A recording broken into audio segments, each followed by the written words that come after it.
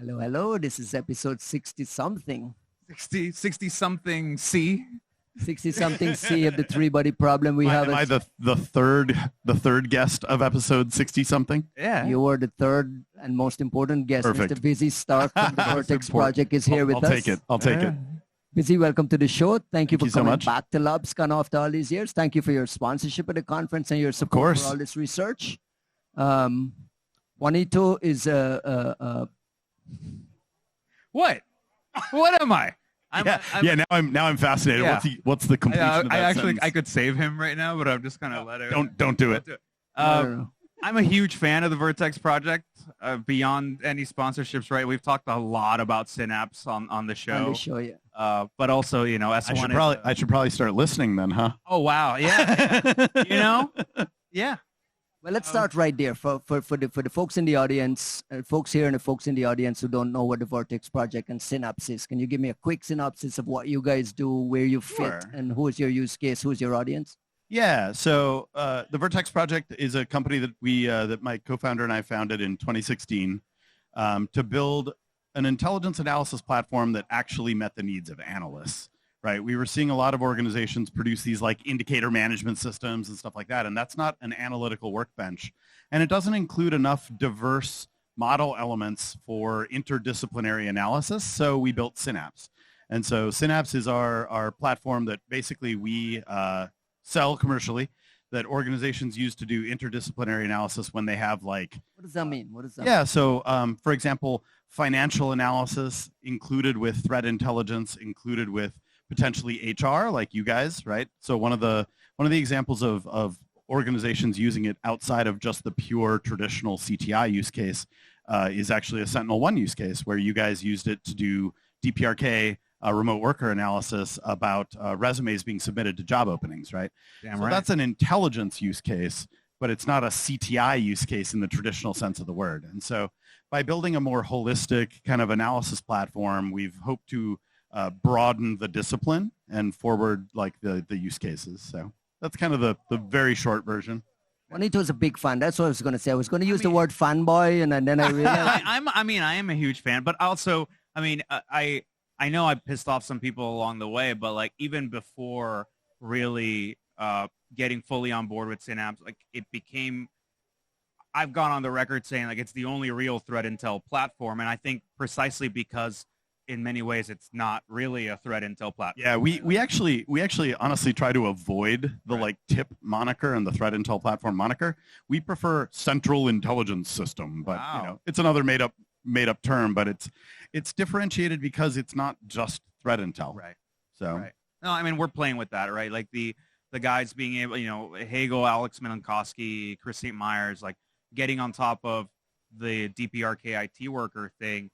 Like it was one thing for St. Myers to spot like somebody applying to one of our jobs and being like, yo, this is weird. I think a lot of folks have had that experience. It was another thing to then be able to like programmatically put that together. model that. Yep. Yeah, like model all of it and then like plug in Greenhouse and have all of this like Yep. applicant, like HR is literally feeding us the data and they're excited about it. Right. And you go from, hey, here's one anomalous event to like, we're in a position to share intel with other people Right. on the basis of all the stuff that we're getting. And being able to correlate things that would be outside of the scope for CTI, but are just traditional pivot use cases, right? Like claiming job experience with this exact syntax could be a line item on multiple DPRK submitter resumes. Right. And that would be something that would go overlooked by the traditional like HR review process, but is like bread and butter to CTI analysts due to like the pivoting use case. I feel like we could get into this whole thing about just like the intelligence, the discipline that it really injects into the process. Like one of the things, we've been at it for a while is how do we want to model intelligence inside of Sentinel-1 and Yep. what does that tag tree look like? What does the layering look like? What is the inheritance of these different things? How do you want to like use these different power-ups and workflows? And essentially like, how do you, like, it sounds like a ton of work, but there's this beautiful thing of addressing the work produces something that actually ends up being usable, right? It doesn't addressing a problem and having it be addressed. Like from this point forward, we have created. We've got this thing. problem solved. It's solved from the, like being Yeah. able to look at the DPR. Well, like I think we may be one of the few companies on Earth that looks at the DPRK-IT worker situation and goes, we've got that. We've like, got this. We've got that fairly handled. And moreover, like we can take our eyes off of it to some degree and know that, you know, the trend and the aberrations and the changes are going to surface themselves to us. I think that that's one really great use case amongst many alternate use cases that even include things like financial analysis, like fraud, follow the money, trust and safety, all these disciplines that are intelligence disciplines, but have been disparate and housed inside of different organizational units and haven't had access to unified tooling. And I mean, you and I can nerd out about. Yeah, we could like talk about that shit forever. Yeah, we have. And I want to talk about the APT1 report.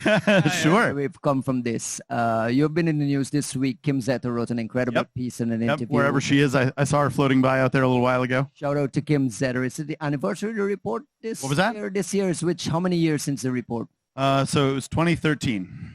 I want to go back to the genesis of the report because as I was reading the Kim Zetter piece in the interview, I was fascinated by like some of the early thinking around what you're doing and some of the decisions that had to be made when you decided to go public.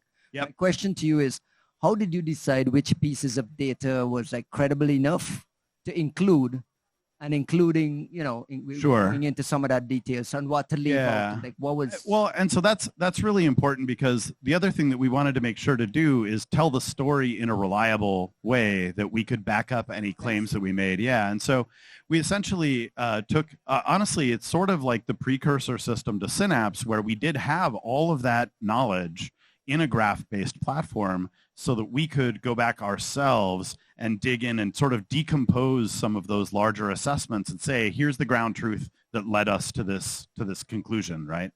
And so in instances where things were just a little too potentially coincidental, right? It had to pass, like everything that we included in the report had to pass the like a threshold. And so like there's a concept in intelligence analysis called alternate competing hypothesis. And all the analysts in the room are super familiar with it, but it basically means come up with alternate explanations for an observation and explain why they're not the case, right? And so as long as we had like reasonable ACH being done against a lot of that data, we were relatively confident.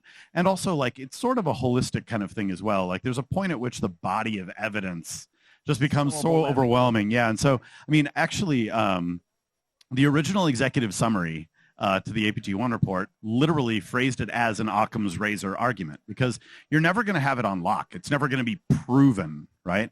But it's going to be so likely, so probable as to be unavoidable. And so like we actually phrased the original executive summary as an Occam's razor argument of like either, you know, a well-resourced years-long campaign has been going on right out of the same facility as the PLA and blah, blah, blah, or PLA unit 61398 is APT1, right? And so like the Occam's razor argument, this ridiculously convoluted scenario or this easy explanation is pretty self-evident. And actually Kevin Mandiant nixed that section of the executive summary being like, oh, you know, he basically said, no one's going to know what Occam's razor is, Visi. That's way too academic. And like, I'm very rarely accused of being too academic. And so essentially, like, this is a little bit of, you know, kind of backstory, but a little dirty laundry. But I was like, Kevin, that's exactly what it is. It's an Occam's razor argument. He's like, no, we have to cut it. It sounds too academic, too fluffy. And I'm like, okay, fine, whatever, we can cut it. And then the media picked up and started calling it an Occam's razor argument. Really? And I got a call from Kevin later, and he was like, fine, you were right. Like, we should have kept it. It should have been an Occam's razor argument. You gotta frame it somewhere. Yeah, exactly. Yeah.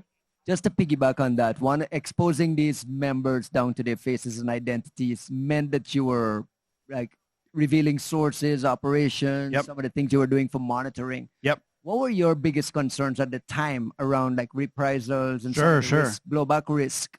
And in retrospect, do you think those fears were justified? Sure. So what would you do differently? Yeah. So I wasn't actually super afraid, mostly because at the time, and still I think mostly true, China doesn't really engage in sort of like directed personal reprisals the same way as like Russia might or a drug cartel might, right?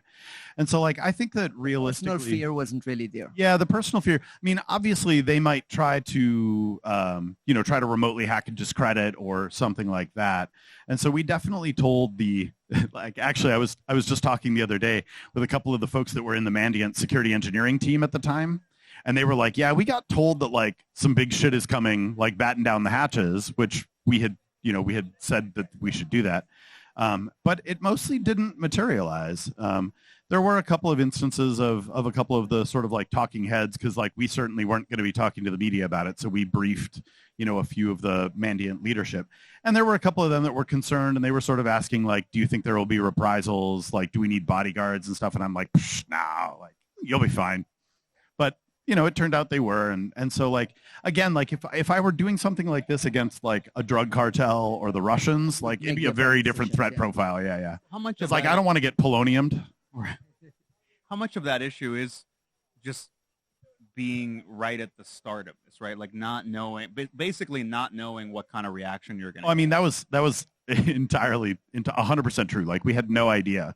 And so like, we were preparing for scenarios that never materialized, right. But in a lot of instances, there was also a lot of concern about even friendlies' responses, right? Like I was more concerned about what the U.S. government responses would be than I was about what the threat actor responses would be, which kind of says something about the community, right? But essentially, for the most part, that didn't materialize either. I got a couple of like angry, how dare you from a couple of analysts, but basically the U.S. government took advantage of the report.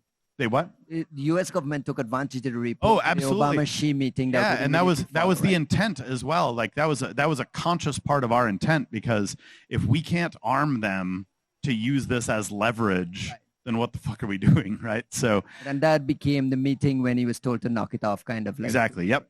And so, and again, it was like we talked about in the article. It was mostly an attempt to make them play by some of the same rules that we do, right? Like, I've got nothing against spy versus spy shit. That's always going to happen. It's been a tool of statecraft since the dawn of time, and I've even participated in a lot of that stuff. I've been your threat actor, right? But like, there's a level, there's a crescendo of it that's a nation state versus like poor little businesses trying to eke out a living and economic espionage, and the just the sheer volume of it, right? Like they were literally taking terabytes a week through these systems that we could observe, and we were only observing a fraction of it. Right. So, Costin's got a question. Why didn't you name it Laughing Dragon? And why did you call it APT1? And where's your head at around APT naming convention? Sure. Numbers versus names. Yeah. I have some pretty strong opinions on threat cluster names. And actually, the APT1 report mostly was named that because the name pre-existed. And so at the time, Mandiant was clustering things into APT and Fin and a couple of others. But at the time, the UNC classification didn't exist. And we observed analysts on the government side as well as in the private sector that had this sort of cognitive bias going on, where if they were observing a threat cluster, if they were observing activity and they couldn't connect it to an existing named cluster, it wouldn't get researched, and they wouldn't be able to continue researching it. And so they would like actually kind of they would literally try to retcon it into being a part of an existing cluster. And so that was a part of the reason that I came up with this, like, we need an UNC category that you can just draw a box around some activity, like let it go back to the graph in the sky.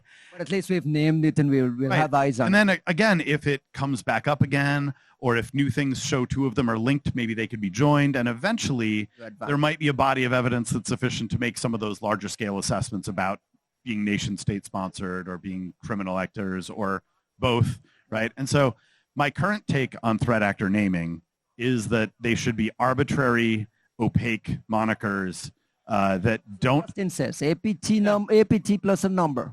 Or just threat actor plus a number, because even APT comes with connotation. Right. So the real problem is that also can create cognitive bias for when you might be wrong.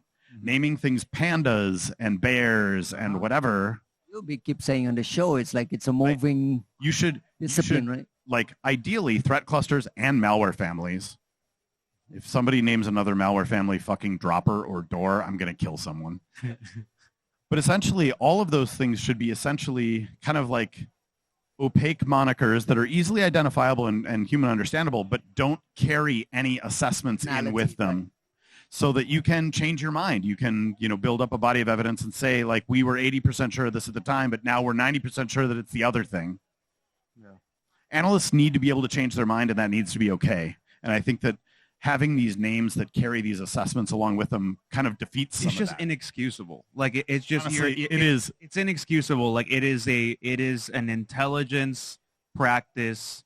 Like it's literally antithesis of good analysis. On the fucking tin. Like it is just on the tin a bad fucking move. I don't know. 100%. I don't know like how to look at that. And I agree. And like there are definitely people with different takes on it, right? Because like an organization producing a report that is about a threat actor that's named in a way that implies that they're nation state and maybe implies that they're sponsored by China or something like that will definitely garner more clicks and garner a little bit more of the hype machine and things like that. So, I mean, I get it. There are business use cases. But what about the weather reports?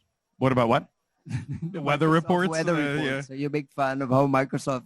Oh, the storm groups and I mean, it's sort of, most of that's just another proxy, although I think the storm names are the UNC equivalent, right? So like, I'm fine with that because it's just an arbitrary opaque identifier, right? Now, again, naming something food typhoon and blah, it's all the same as pandas and bears and... Right. You're quoted as saying the APT1 report set off the threat intelligence arms race. Sure, a little bit, yeah. In your view, what are the biggest structural changes, cultural changes that have happened since the APT1 report in how private sector, academia, all these different parts of the world become CTI experts? I mean, I think that in the private sector, like there was kind of the sudden realization that there's money in them their intelligences, right? In them their cybers. And so there was definitely, like it kicked off a whole cottage industry of organizations realizing that maybe they should be providing additional context, maybe they should be hiring analysts to make assessments and then charging a little more for that, right? And so I think it's kind of even still being reflected today in a lot of the transitions that we're seeing in data providers going from being like, we provide raw whois data, we provide NetFlow data, we provide, internet scanning data, to we provide that data and we enrich it based off of our analysis and our assessments of things like threat clusters and malware families and C2 servers and infrastructure and VPNs, right, and egress points and things like that. And all of those types of assessments are analyst-driven intelligence assessments that in a lot of instances those organizations weren't making before. And so it's facilitated, in my opinion, a lot of those providers going from being data providers to being intelligence providers, which is a good thing. Right. You know my views on this. Honestly, I've been... Yeah, we're like nearly the same. Yeah, the same mind. We've discussed this plenty. But I mean, look, if I'm going to go anywhere with that, it's like we're talking about sort of that beginning and how this all builds up and the decision to invest and sort of the willingness to sort of see money in it. We're 12 years after that, and I think we saw an expansion and a ridiculous sort of heating up of this space. And now on the VC hype machine and all that stuff, right, comes into play when there's money involved. When there's money, right, and sort of seeing the money, essentially the line can only go up, right? Like eventually it sort of goes to a point of, just imploding. I think essentially as long as that value is driven by actual impact, it'll be okay, right?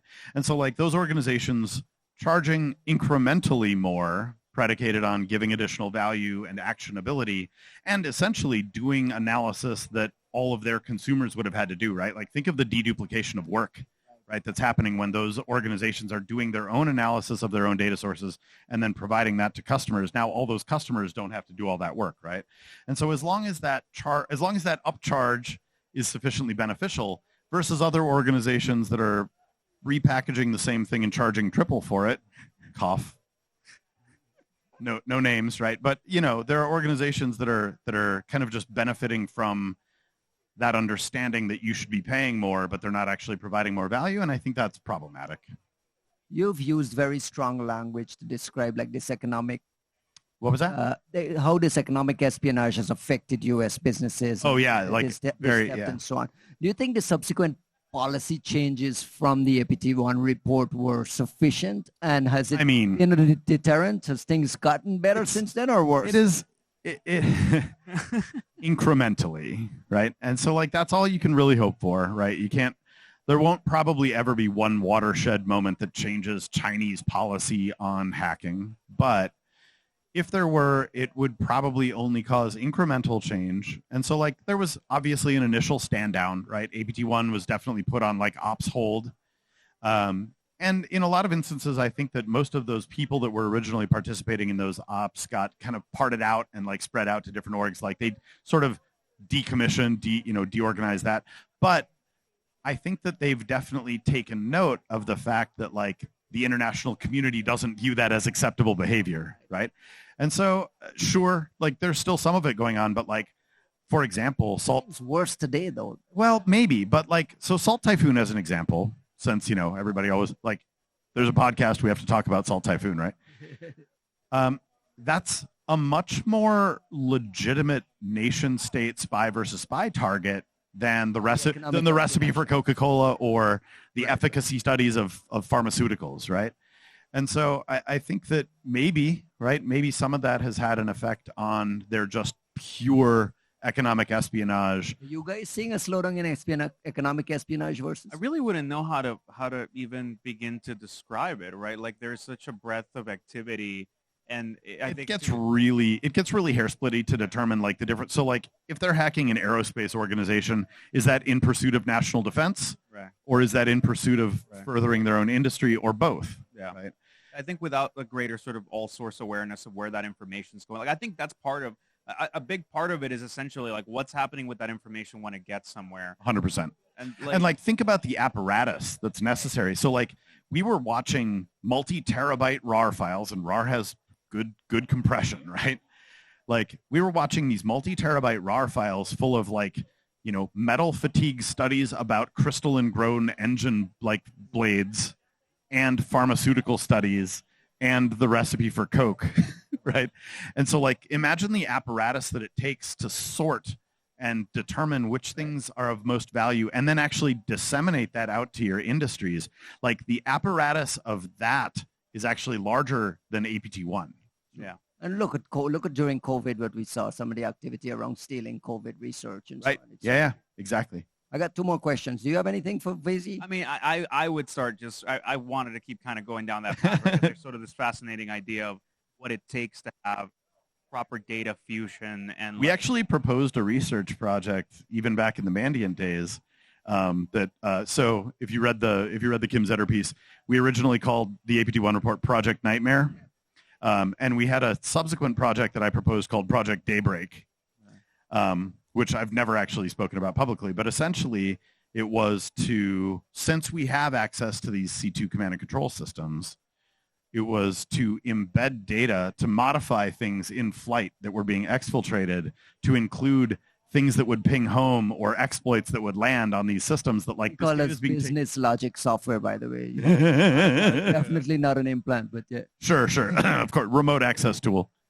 But the idea was to begin attempting to track how that data flows through that apparatus and makes it down to industry, right? Because we definitely have instances where we saw, the Chinese exfiltrate, economic secrets about organizations that had developed new products. We're just bringing those products to market, and then all of a sudden there's a Chinese product on the market that's exactly as good for like a third the price because they don't have to recoup any R&D. And like literally we saw organizations cancel product lines because of that, right? Like that's a huge effect. So just to go back to the report again, if you were building the APT1 report today, the tools we have, legal constraints, geopolitics, and so on, what do you think you would do differently in terms of research, structured disclosure, engagements, and all of that stuff? Do you think it'll be a better report? You go be published at all? That's the lawyers. That's where I was headed. So I think that in a lot of instances, the amalgamation of a lot of these like smaller companies into larger companies has created risk profiles that would probably prevent the APT1 report from being published now. So for example, like there are certainly instances of organizations having detailed persona data about some of these threat actors and pulling punches and not publishing it and not being like, this is actually Chinese PLA because they have economic interest in China, right? And so I think that something you talk about all the time on the show is that threat intel is bogged down by economic interests of the vendor you work for. 100%, 100%. And so I think that we happen to be in a unique position of having access to a lot of this very bespoke, like super like tailored access style data without having a lot of the like economic ties and things like that that would complicate things now. So, but for example, I do know about data sources now that I didn't know about back then, that if I had commercial access to those data sources and could burn them rather than my own data or things like that, I think that, for example, there's an absolute wealth of mobile telemetry data, you know, social media and account data on the back end that if you had access to things like that, I think that you could produce much more detailed profiles about a lot more threat actors. And we're seeing organizations using Synapse doing that based off of having their own bespoke telemetry on the back end, like, you know, you guys and some of our other customers. But what does that say about the state of our awareness of things? When it's honestly, it's a little unfortunate, right? But again, with money comes risk and blah, blah, blah. And so like, I mean, the analogy that I always give, and I'll pick on Mandiant because, you know, it's my alma mater and it's the origin of the APT1 report. I'm allowed? All right, sweet.